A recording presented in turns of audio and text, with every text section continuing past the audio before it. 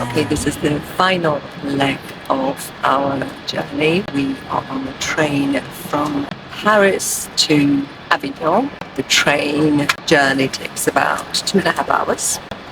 And we talk the people and we just admire beautiful views through the window. Look at that, gentle hills. Oh wow, what's that? Graveyard. Well, it's 7:15 p.m. and we have just arrived in Avignon. So when you take a train from another major city, you arrive at Avignon TGV station, which is actually outside the center of the town. And then you have to take a shuttle train, which we are just about to do. It's all very simple. You just buy a ticket on arrival. It's only €3.30 that we've just paid for each of us. And then 5 minutes later, you're in the center of Avignon.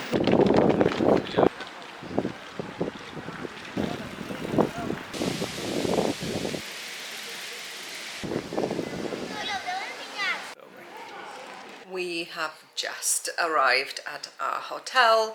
It is very reasonably priced. I paid €109 for one night. I didn't want to spend too much money because we only here for one night, literally to sleep, because it is 8 p.m.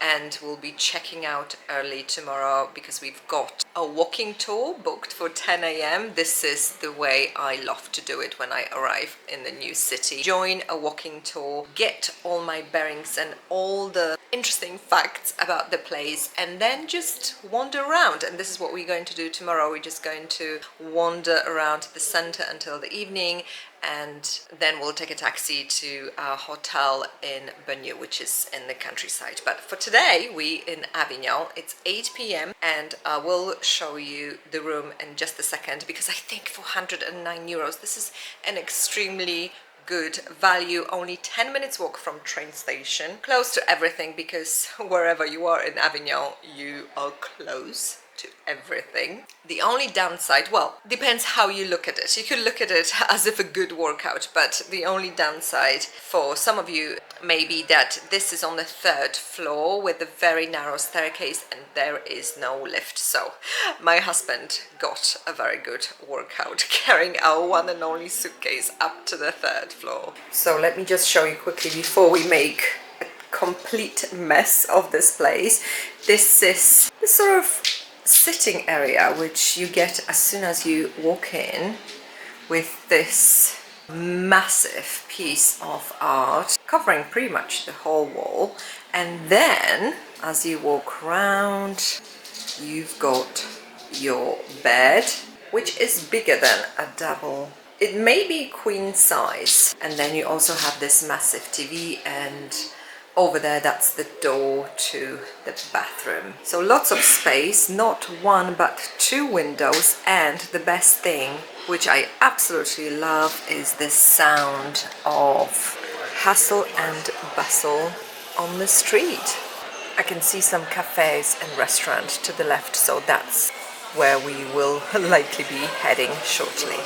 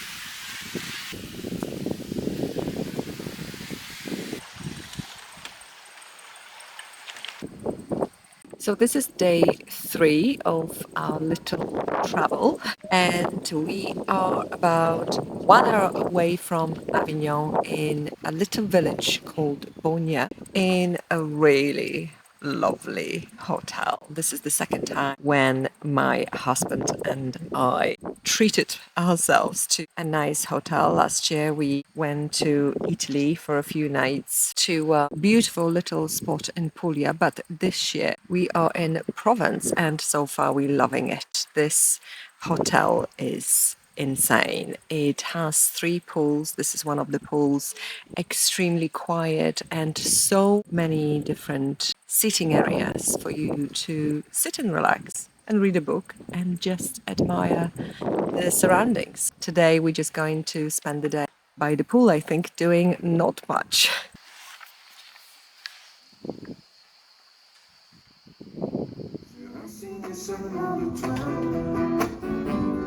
Je vole en éclats.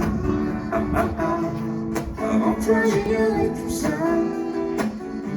Et tu n'en savais pas plus que moi. Un beau amour avec ma pomme et ta gueule d'amour. Même si c'est pas tout sous les jours. Encore c'est pas pour toi mon amour. Encore on a envie tous les jours.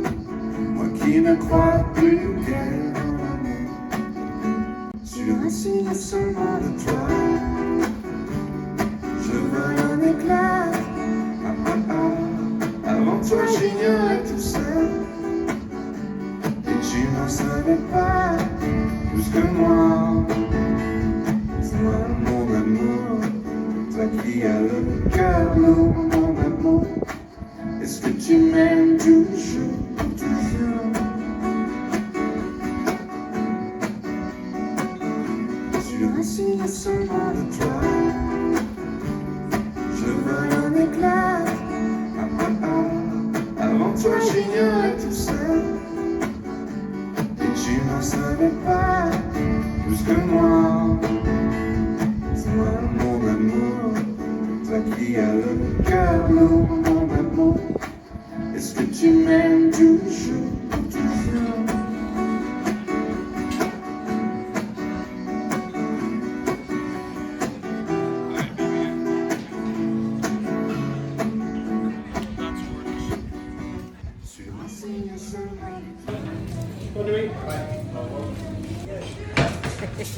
This is your crepe? Give me my ice cream.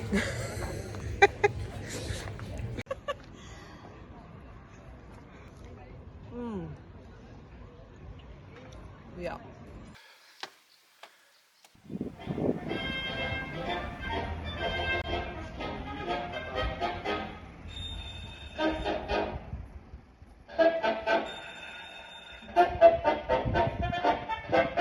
Moneybags Foundation, Abernathy speaking.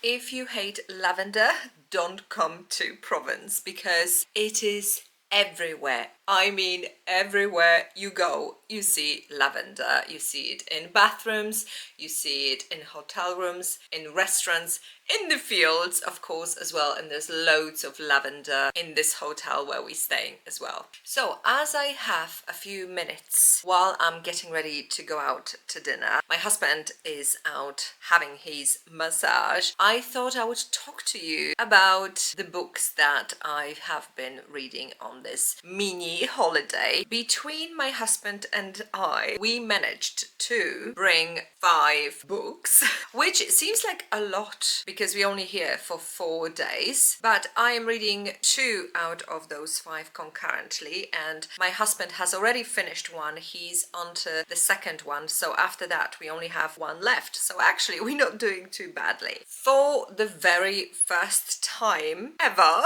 I stuck to my original plan of bringing these 2 books to France. Let me show them to you. I mentioned them in my summer book recommendations video, that these are the books I was thinking of bringing on this trip. I did receive a couple of very good recommendations as well, and I'll be reading them, but I wasn't able to get hold of those books, so I've got these 2. So the first one is The Years by Ernaux. It appeared on my TBR because one of the booktubers that I really like highly recommended this book, and the other one is Fresh Water for Flowers. I'm probably the last person on earth to be reading this book, and I'm enjoying both of them in different ways. Let me talk to you about this one first. I am halfway through this one, and it's an unusual book in that it's actually very difficult to describe it, because there are elements of personal life, but there's also French history spanning decades. I think the best description of this book is actually part of the blurb on the back, which says that this is a collective biography. I know it sounds like it's an oxymoron, but it really is a collective biography, because the life events that we're learning about of the author are presented to us in front of this very much zoomed out background of political and societal and historical events that took place in France from 1940s to, I think, current times. I don't know, because I'm in the 80s at the moment. Anyway, I will tell you more about this book when I have finished it. And the other one, Fresh Water for Flowers, if you have read it, which is probably most of you, this is a page turner. It is sad but hopeful and heartwarming story. I'm only into 132nd page, so almost 1/3 way in, and I absolutely love it. I'm very happy I brought this on holiday, because this is a perfect holiday book to me. If, like me, you've been living under the rock and have not heard about this book, we follow Violette, who is a cemetery caretaker, and she lives this very solitary life. Her days very, very similar. She hangs out with grave diggers and priests and similar colleagues with whom she is connected through her job. She lives on site as well, I should add. And as you read the book, you slowly uncover her backstory. I don't want to be saying too much about this book, just know that it touches on lots of very big themes: grief, love, loss. And also I find it fascinating because you do learn about this whole world of cemeteries and what it is like to be working in those kind of professions of grave diggers and so on. So very, very interesting, and yes, definitely a page turner. I'll continue to read that. I didn't bring any more books for myself because I knew my husband was bringing for him to read first 3 Men in a Boat. Actually, the full title is 3 Men in a Boat to Say Nothing of the Dog by Jerome K. Jerome. This is an English classic. I have mentioned it already because I listened to a sample of this book on Audible, and oh wow, so funny with this sort of slapstick sense of humor. But my husband told me that actually in between you have a really lyrical writing and some profound thoughts and commentary on life and human connection. So I'm really looking forward to reading it. He's finished it already, which tells you a lot because he doesn't really read that many books except when he's on holidays. And as he was reading it by the pool, he was giggling and laughing, and he was trying to tell me what happens in this book and trying to share the funny moments with me, and I was saying to him, no, I am reading it next. So I'm looking forward to reading that. I might take it with me on our second proper, this time, holiday to Croatia, where we will go with the children as well. And then the two other books, the books that my husband decided to bring, were Frederick Backman's Anxious